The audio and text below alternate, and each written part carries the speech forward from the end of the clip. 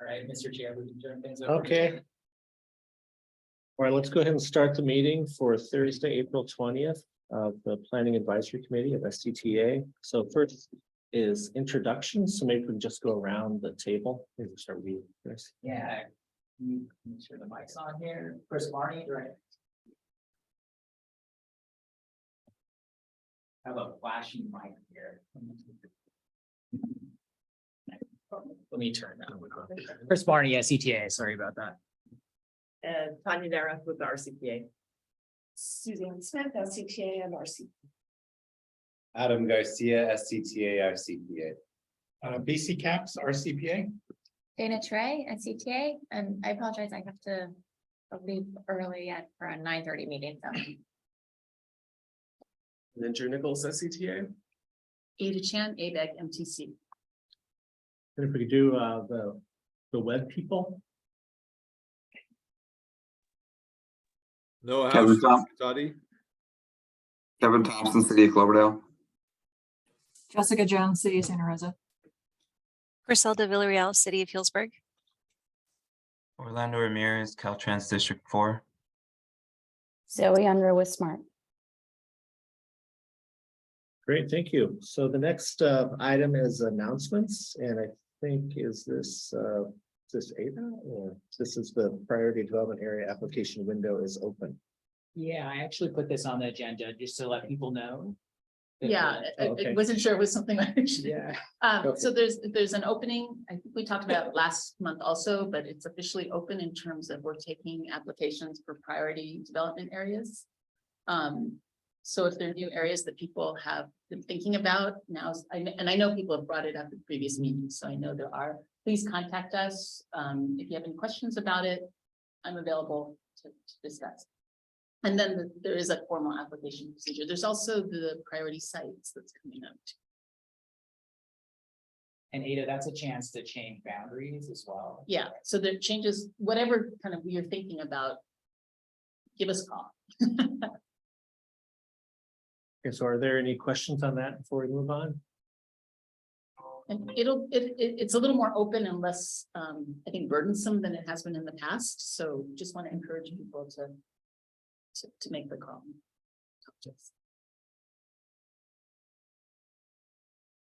Great. Okay, seeing no discussion. I think we're skipping item 3, which is the approval of the meeting minutes, because for the lack of a quorum. And then the next item is transit or in community policy draft guidance discussion from MTC. So Chris, we turn that back over to you. Or? This is actually Eli. Eli. From. Hello. Everyone, good morning. My name is Eli Kaplan, and I'm a regional planner at ABEG MTC, and I'm working with my colleague Gillian Adams on the implementation of the transit-oriented communities policy. And I just have a quick update today related to the housing policy requirements for complying with the transit-oriented communities policy. So I'm going to share my screen. Give me 1 second. Just have a few slides.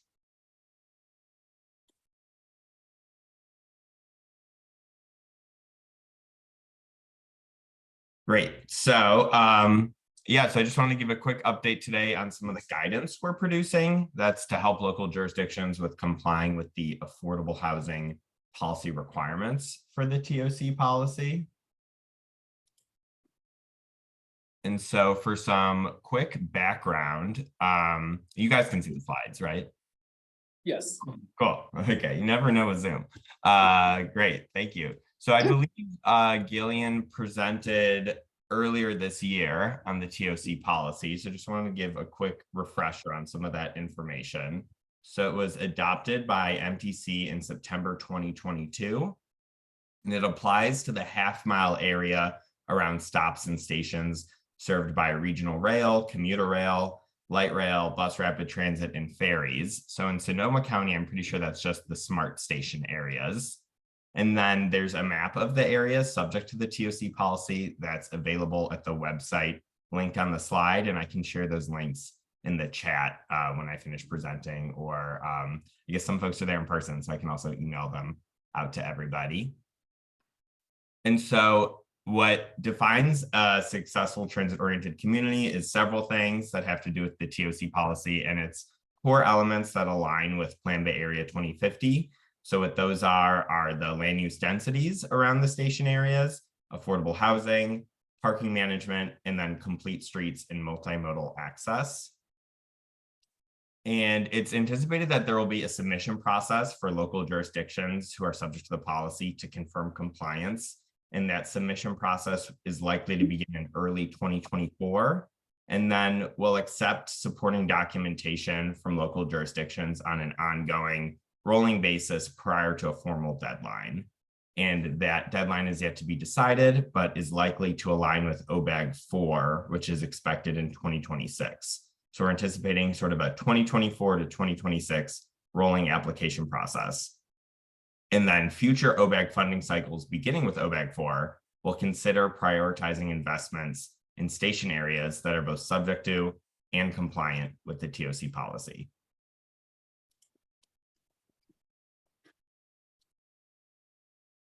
And so to support the TOC policy implementation, MTC staff has been focused on creating guidance related to two key aspects of the policy. So at the last meeting where we presented, Gillian discussed the procedural guidance, which represents overall guidelines on the process for submitting documentation to confirm compliance with all aspects of the TOC policy. And an initial draft of that guidance was released in February. There was then a feedback process where we presented at planning directors meetings at all 9 counties. And then we released revised guidance at the very end of March that incorporated feedback from that process. And the draft we released at the end of March is still a draft. There's continued engagement with jurisdiction staff, and we're discussing how to apply this procedural guidance to local circumstances. And there's likely to be additional revisions as we continue to get feedback on the guidance. But what I really want to focus on today was the guidance for the affordable housing and commercial stabilization policy component. So that's the other big piece of guidance we're working on. So affordable housing and commercial stabilization is one of the 4 key elements of TOC policy compliance, alongside density, parking management, and station access. And what this affordable housing and commercial stabilization component consists of is there is a menu of options, of policy options for each of the 3 Ps of affordable housing. So that's affordable housing production, preservation, and then tenant protections and anti-displacement. And so for each of those Ps, there's a menu of policy options, and local jurisdictions subject to the TOC policy need to adopt at least 2 policies within each P. And then there's also a menu of policy options related to commercial stabilization, and local jurisdictions need to adopt 1 policy from this menu unless they can document there are no potential impacts to small businesses or community nonprofits in the station area. And jurisdictions can meet these requirements with either existing adopted policies or adopt new policies before the TOC policy compliance deadline. And so we're anticipating that at the end of next week or very beginning of May, we're going to release draft guidance we've been working on that provides more information about these different policy options. And within that guidance, will include minimum standards that jurisdictions' policies must meet for compliance, as well as the documentation requirements. And so once we release that draft guidance, local jurisdictions will have 3 weeks to provide comments on the draft housing policy guidance. And then we're also going to return in May to all of the county collaborative meetings to do a more in-depth presentation on these housing policies and get feedback from staff on our guidance. And so lastly, just wanted to reiterate kind of where we've gone so far and what lies ahead. So with our procedural guidance, that's the dark green bars at the top.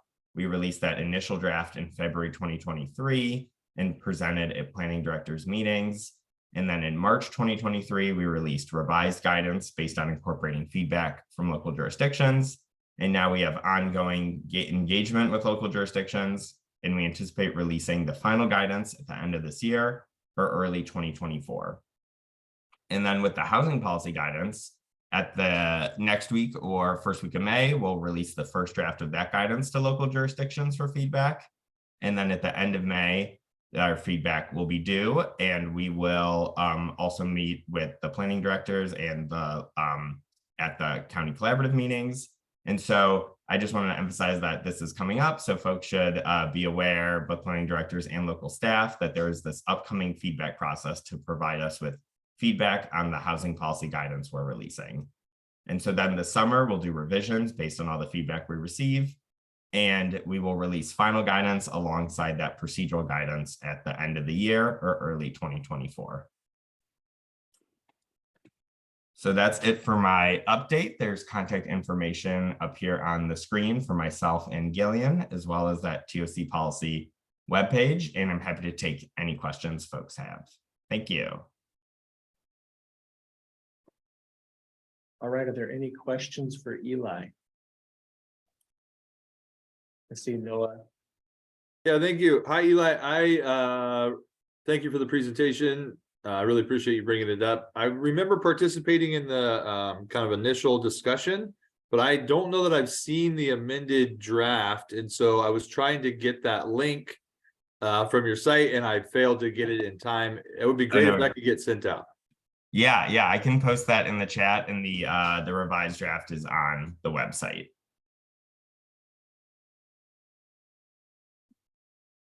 Questions. Okay, Chris. Yeah, thank you, Eli, for the information. I took a look at some of the materials on the website, including the draft form. And it looks like there's a lot required in that draft form to kind of demonstrate compliance. And I was just wondering if, what kind of resources may be available to help do some of those calculations and get some of that information together. Because there's a lot in there, right? Like, yeah, fees and looking at, gap analysis for travel to transit stops. So that's, could be a lot of work and require a lot of information. Yeah, we definitely recognize that and are anticipating providing a lot of assistance to local jurisdictions. And so the form that's currently on the website and is an Excel document, and we're working with our data visualization staff to turn that into more of an online submission process. And what our goal, especially with the densities, to do is to use the information we have on densities and do those calculations for folks, and then have local staff take a look and make sure that everything is right, and then kind of confirm that the information we have and we're presenting looks okay. And our goal is to also do that with the housing policies, to kind of collect what's out there and have on your form that it would show, your policies and whether or not they're in compliance, and then local staff could take a look and confirm that the information is correct, or if something looks wrong, change it, and then provide like a link to for the densities, like to the zoning code, or for a housing policy to the ordinance, to kind of show where the correct information is. So we're hoping to do a lot of the work up front for folks to make it less burdensome. Great, thank you. Okay, any other questions? Okay, well, thank you, Eli. Yeah, thanks everyone. Okay, I think we're ready to move on to item 5, which is RCPA discussion climate action. Turn it over to. All right, I'll start, and then BC has a couple of items to cover as well. So I wanted to give the group just a very brief update on our climate protection initiative, which is our effort to develop community climate priorities in preparation for a potential climate revenue measure in 2024. So we had a big public meeting last night on Zoom, had over 100 folks attend, and shared an initial list of project ideas and priorities that have been developed by our 3 program committees in the areas of transportation, buildings, and land and water, and got some initial feedback from the folks who were there in attendance, and of course have a lot more outreach and engagement to do beyond last night. So in terms of our kind of near-term next steps, we are planning to, at our May 8th RCPA board meeting, present the feedback that we received in last night's meeting, and also bring a recommendation to our board on a contract for polling. We'd like to do an initial poll in the June-July timeframe. So we'll be bringing that to our board in May. And then from August to October, we envision the program committees kind of fine tuning and refining their project lists and recommendations with the goal of bringing those final recommendations to our board in December. So no decisions have been made yet by our board in terms of the type of revenue measure, whether it's a sales tax or a parcel tax. So those conversations are in progress. So that's what I wanted to share on the climate protection initiative, and I'll turn it over to BC for a couple of other updates. Excellent. Thank you, Tanya. Let's see. One other wrap-up piece from our meeting last night. I wanted to directly thank anyone who was involved with the preparation and the implementation of that meeting last night, and anybody who was able to participate and provide feedback. It's very critical for this the success of this effort. So thank you to everyone. A couple other quick updates. Just wanted to provide updates on 2 upcoming meetings that I've been in contact with jurisdictional staff about. And one is a follow-up meeting about tree protection ordinance, our research report that we did. We're going to have a meeting on Tuesday, May 2nd at 10 a.m. with representatives from several jurisdictions to talk about what their plans are for updating tree protection ordinances at their local jurisdictional level, and what kind of role that research report we put together could play.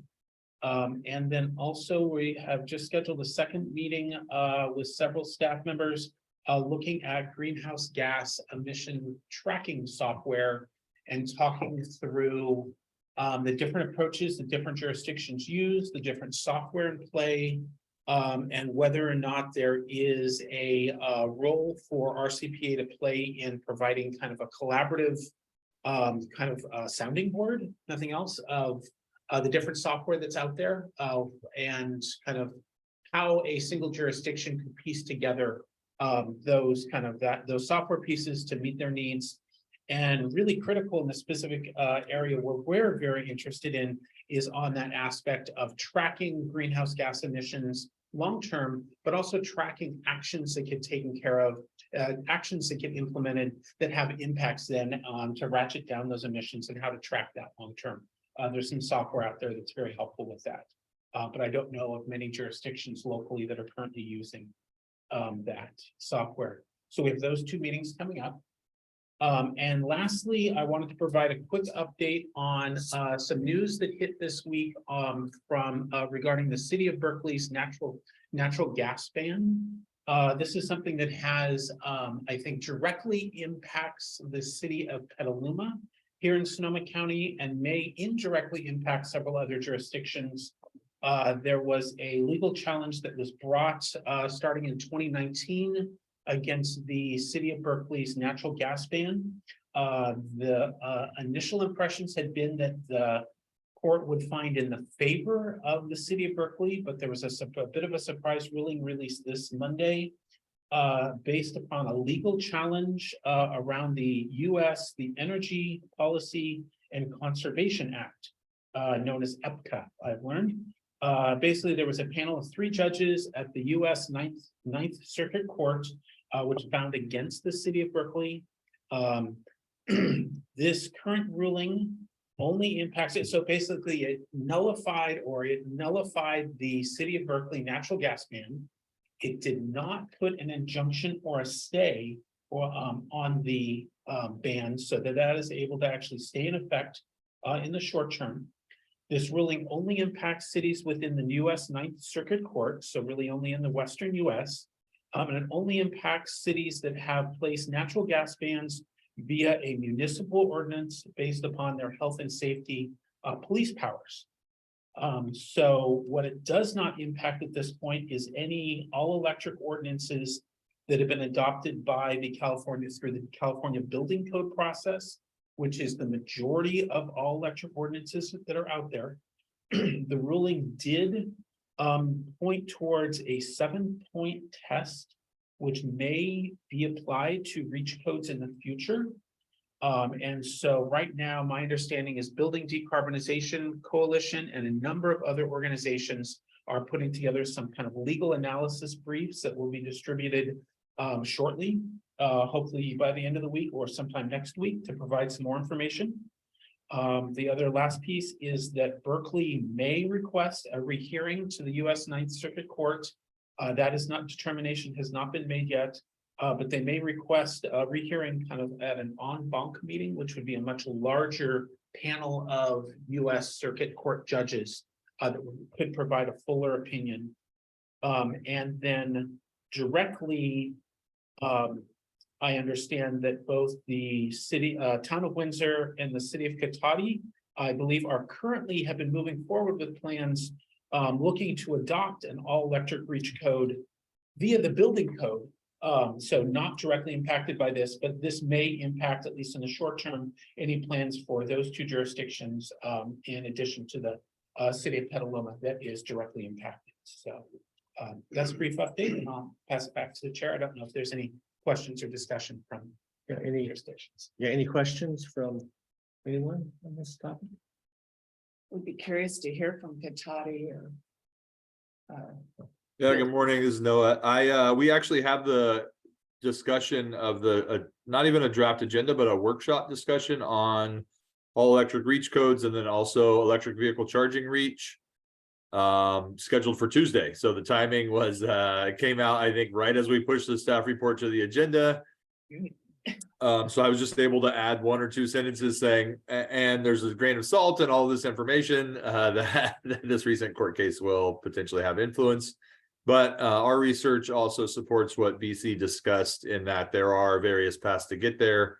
And I've asked our city attorney to be prepared to provide some input on that, both to inform the discussion and then also inform the draft ordinance. I don't think it'll stop us from moving forward. Yeah, and the same for Windsor. We're scheduled to go forward for adoption of an all-electric reach code on June 7th. And so we'll just have to address this in the staff report on how it's supported through the building code. All right. Any other questions before we move on? Thank you. Thank you, BC and Tanya. So, okay, the next topic is travel model land use forecasting 2023 updates discussion. Adam Garcia. Take it away, Adam. All right, good morning, everyone. And thank you to everyone, just as an update, for sending in your annual progress reports. That was record time getting that data in, so I definitely appreciate it. And yeah, very thankful. So I'll be going through that information these next week or two and be in touch with any questions. But our next phase is coming up where we're looking at current land use updates for the Sonoma County travel model. This is essentially looking at a traffic analysis zone, so a little bit smaller than a census tract, approximately the same. And just trying to tabulate what are the different land uses in there, giving the totals. So we're going to correlate that with our housing data and all the other non-residential data as well. So we'll have a start on that. And that'll be starting in July and running through December, focusing just on the current land use. The one minor change that we're looking at is that we have accessory dwelling unit data already in the housing model. So we're going to carry that over into the land use tabulation as well. So just keeping that consistency between the different stages of the travel model. But yeah, I think that's just a quick brief update. I'm not sure if there's any questions, or Chris, if you have anything else to add. Now, one thing I would add is, as part of the existing land use update, it'd be great to schedule a meeting with everyone just to talk about the travel model, where it's at right now. And go through those numbers, look at some maps and figures and make sure you know what's in there, and we can get things changed and updated where it needs to be updated.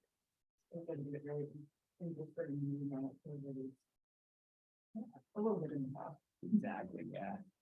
And Adam, the base year we were looking at for the update is 2022. 2022, correct. Yeah, so more current. Right, any additional questions on that topic from Zoom land or the room here? No. Okay. All right, well, I think we're all the way down to standing updates. So I guess maybe Carrie, you can have the honor of going first. That microphone might not work too well. Is that the flash?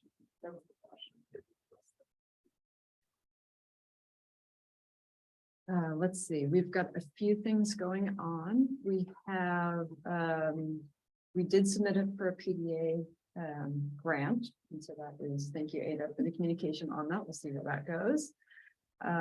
We actually have been doing reports for our house on the housing side. We actually just did a quarterly report to our council. Myself and Vice Mayor Rich are the liaisons for homelessness and housing issues. And a couple of the highlights from that, the Elderberry Commons, which is the Project Home Peace site in downtown Sebastopol.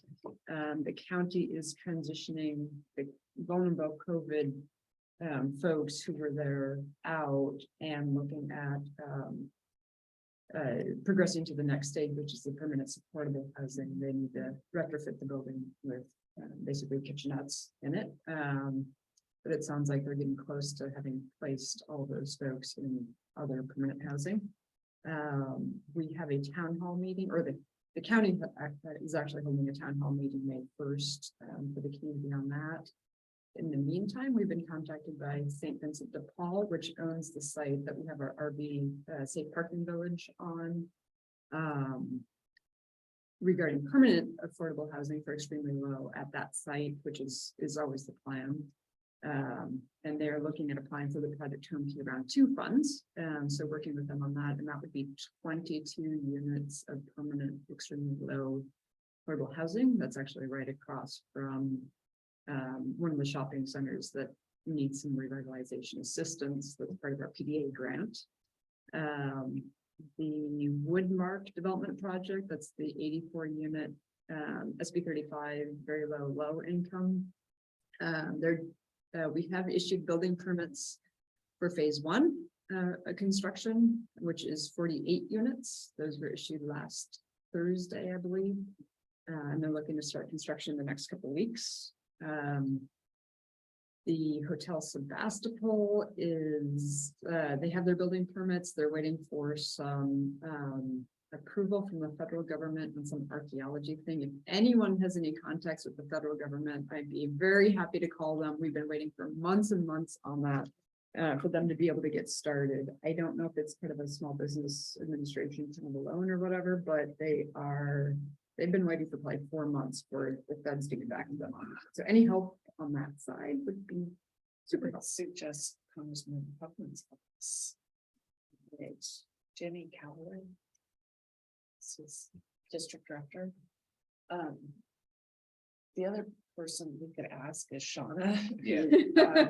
Just because she knows the historic preservation stuff. I don't know if she has a contact, but she might have some guidance. That would be helpful. I think the applicants. Maybe before you leave, I'm not sure if she's here or working from home today, but Okay. I think, yeah. Right.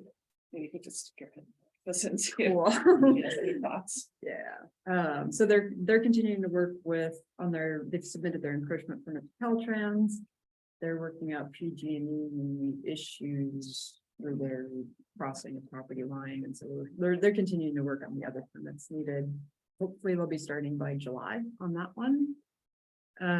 We do have 2 projects that we're prepping to do EIRs for. One is 8 units of market rate with inclusionary on the north side of town, North Gravenstein. That's a City Ventures all electric project. And then there is a proposed hotel in Barlow. That would be where the Yaki site is right now. So that one also, obviously it's in the floodplain and has a lot of issues related to that. So looking at EIR for that. And I think that's the bulk of what's going on in town. It's a lot. All right, does anybody want to volunteer to go next? I can talk about Cloverdale real quick. we've got a couple of really big annexations occurring basically through the state. It's kind of almost like a forced consolidation for these water systems that are failing right outside of our boundary. It's an interesting process. They actually do pony up quite a bit of money to get all the infrastructure in, but they don't really. They keep telling us to take tabs on our time and we'll be reimbursed at the end, but they don't really pay for application fees or legal fees and all that kind of thing. So we'll see how that goes. We're taking our housing element next Wednesday for adoption at the city council. We have about 200 units of affordable in some form of, some have building permits, some are trying to get building permits, but they're all entitled. So those are moving forward. And got a bunch of zoning ordinances. That's about it. It's pretty busy actually, but I'll keep it brief. This is Noah and Katati. Yeah, I'll just follow Kevin with a brief update. So our SB 35 project proposed in downtown is still in tribal consultation, but it seems like that's going to be moving out. It's interesting just trying to figure out the best process because technically that project just needs a building permit, but it's a 5-story tower proposed right downtown. And so I wasn't going to just process it that way. So we put it in the newsletter. We've did a notice of application. And as you can imagine, there's been some pretty significant response from the community. But when they get into the SB 35 process is when we'll really kind of see how well it complies with the objective design standards. Our 2 SB 330 projects, one of them is moving forward pretty quickly, or not quickly, but starting to get traction, 170 units on Highway 116. It's kind of been interesting because paralleling that, we have a roadway kind of intersection realignment in that same vicinity. And so trying to marry those 2 projects in the timeline has just been an interesting discussion and process, and ensuring Caltrans compliance as well. And then the Katati Station project is for sale, and we have folks circling, but nothing imminent for the building permits. Our housing element was submitted to the state, and we expect to hear our 60-day comments wrap up around Memorial Day that week. Our tents are down in downtown Katati, and we kind of supplanted the tents being removed with parklet standards. So we adopted parklet standards for anyone who's interested in providing outdoor dining in their parking spaces, both private property and public property. So we try to come up with a fairly straightforward, low maintenance process. So there's an example ordinance if anyone is interested in that. And then we're very excited to get going on the bike and ped master plan update with the SCTA folks. So looking forward to any updates you all can provide on that as the contract moves through funding and the timelines get firmed up. Thank you. So I can go for Santa Rosa. We are, well, we received certification of our housing element, so it was really exciting. Our council adopted our housing element on February 14th, and then we received certification from the state on April 7th. So we are ecstatic to be done with that. Our council is now happy, which is all that matters. So we're continuing to move on with our general plan update. That is due, the draft of our general plan update is going to be released here in the next month or so. We'll be doing outreach on that through the summer with the hopes of having the bulk of that work done by the end of this year, with adoption by our council probably early part of 2024. And next week we are bringing our short-term rental ordinance forward for some technical updates at our planning commission meeting next week, followed by council probably in June. We are expecting an overflow crowd for that item. So we're gearing up for that. It's been a hot topic in Santa Rosa recently. We are moving forward again with our missing middle ordinance. That one was put on hold just with various other policy and development work that we've been doing, but we're getting back to that. Bringing forward in May a package for updating our zoning ordinance per recent state laws that have gone into effect related to housing. We've got a number of development projects underway. The Shanate project came in for a pre-application meeting a couple weeks ago. So we're waiting for a request for a neighborhood meeting and a formal application on that. But that is at least at this time, about 850 units is what they're looking at right now. So we'll see what actually comes in. But we expect that to be a highly controversial project. And then the El Noca project, I think everybody's probably aware that Gallagher sold that site, which is adjacent to the Oakmont neighborhood. It was sold to Burbank Housing. And so we're having some preliminary conversations with Burbank right now about starting that project back up again. And yeah, there's tons of other stuff happening in Santa Rosa. Those are the top things on my mind for now. So I'll leave it at that. I can go for Windsor. It's been an exciting couple of weeks. We've been struggling with the short-term rental ordinance. We've had multiple long meetings and multiple drafts of ordinances, and we really thought last night they would adopt the most recent iteration, which they did not. So they will try again June 7th, which is also the date we have to adopt our housing element and an all-electric ordinance. So that'll be a busy meeting. So those are the main things. And we also received 3 builders remedy applications in the past week or so. So we're figuring out what to do with those right now. And one of them is, I almost thought it was a joke because it was so bad, like all the bad planning things that you're not supposed to do with just rows of cul-de-sacs and no open space, all the bad things are in there. So we shall see.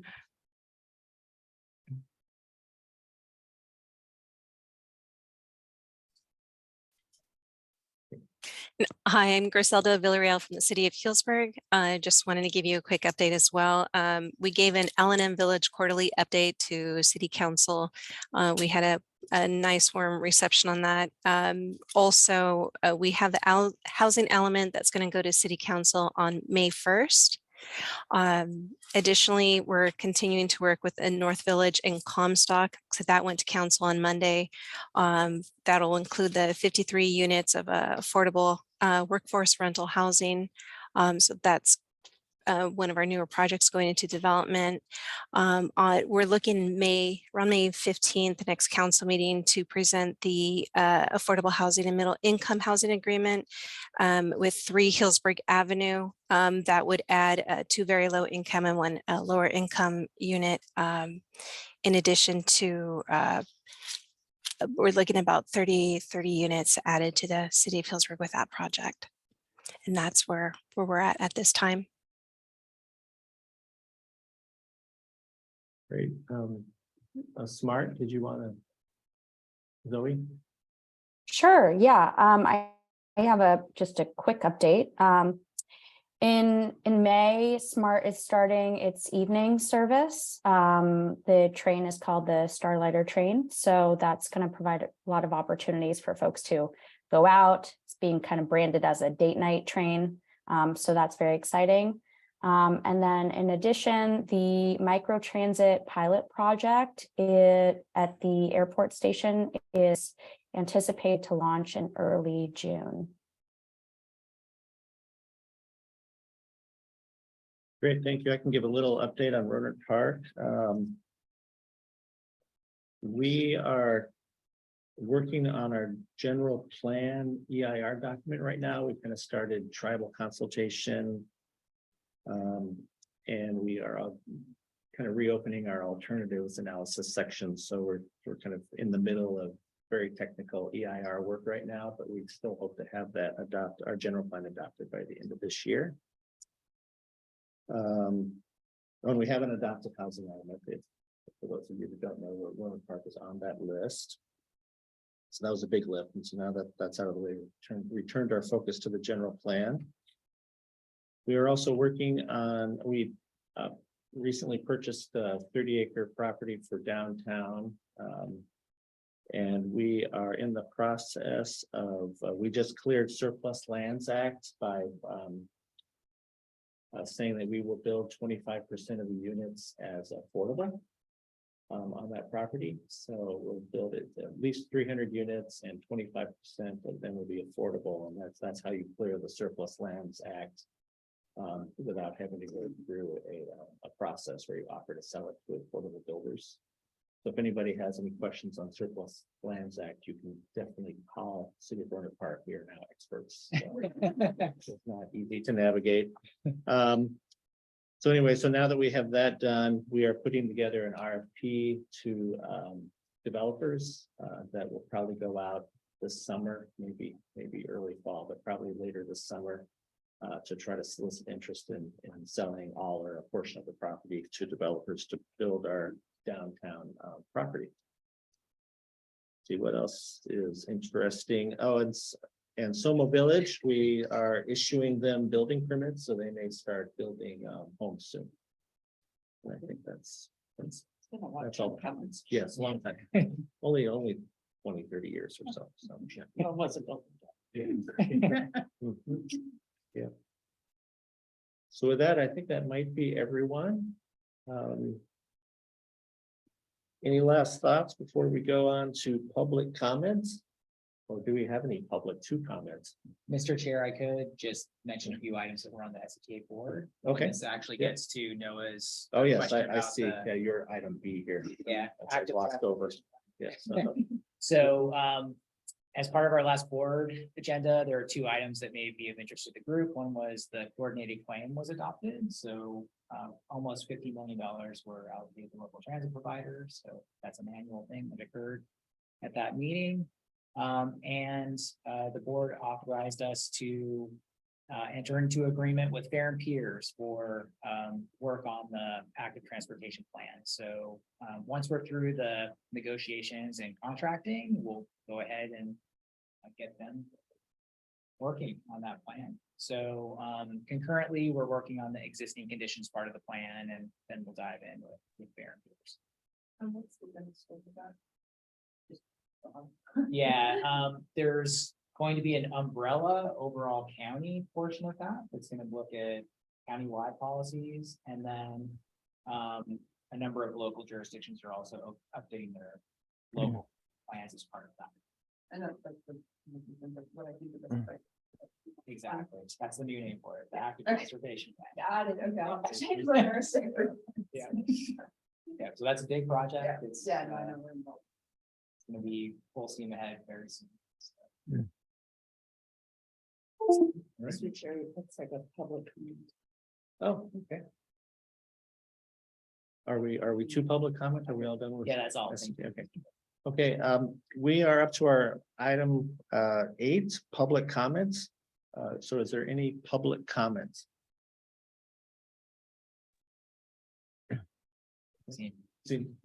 Zeno, I think you may be the only member of the public, so if you want to say anything. Okay, it's me.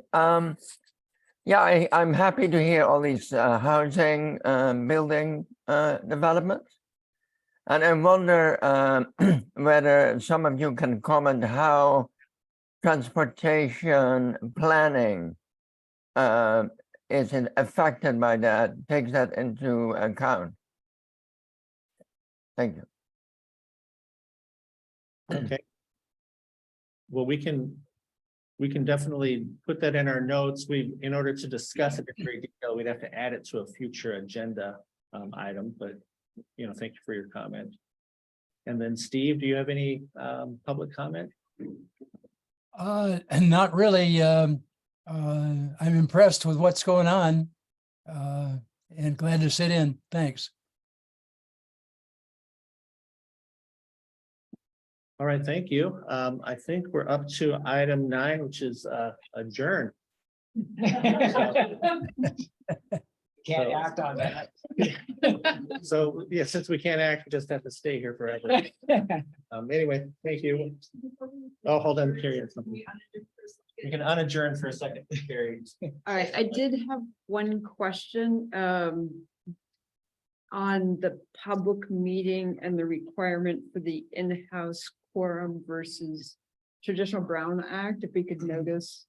Like I'm here in person because it wasn't traditional Brown Act, and I was thinking about like my meetings, which have to have a quorum present, or via the traditional Brown Act. Can we notice various city halls or other offices that we might want to, so we can remote participate and still be able to do the quorum thing? Definitely. Okay, Yeah. great. You read my mind, Carrie. I was about to add that the Brown Act is, back and forth, and to do government business in the open correctly.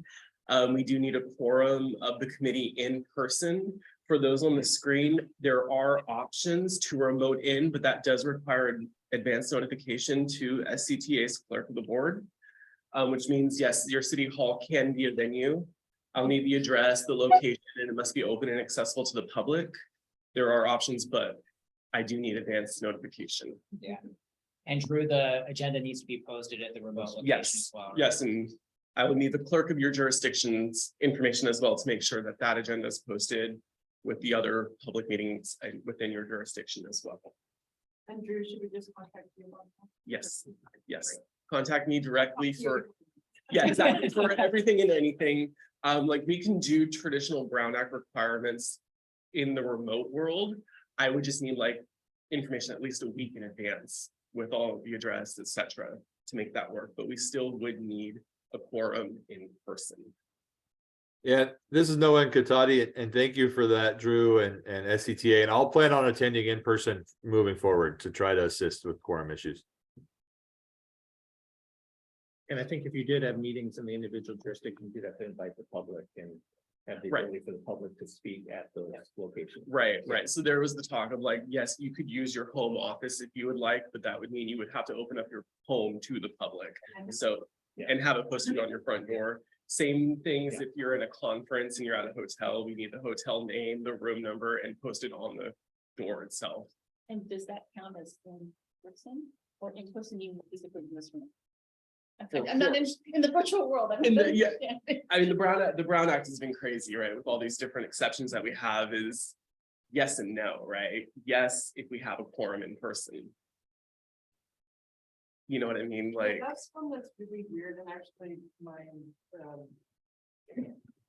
here's something that's really weird, and that's my understanding too, is that the city manager, city attorney, or sorry, the city manager meetings used to be, before COVID, all remote, and they would just host all of the city council meetings, and they didn't have a room.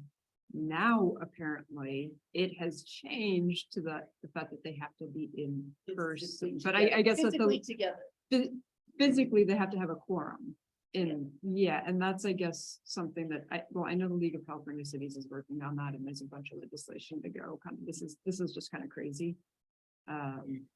But, frankly, I have a report commission meeting from 8 to 9, which is why I was a little late this morning. I had to leave that early so that I will probably be attending it remotely, just given that conflict. And Drew, our quorum is 5 or 6 for this. So it's yeah, it's six. And then yeah. Yeah, so feel free to email me with any questions that you may have related to this. I'm more than happy to help, and I will make it work for everyone if possible. Yeah, this is Kevin in Cloverdale. I mean, I would probably prefer to be one of those remote people if possible, but if there's something important, I can certainly make it in, but anyway. So the next time we have an agenda go out, could we get a reminder or instructions if we want to participate remotely? Yeah, I can do that. Definitely, yeah. That'd be great. I'll send an extra reminder that week to a couple days before the meeting, just, we'd love to see you in person. Well, in time to do any noticing, if you said you needed to be in a week ahead, right? Yeah, so we can do that. Thank you. All right. Well, I think we're re-adjourned. See you all next time. Thank you. No,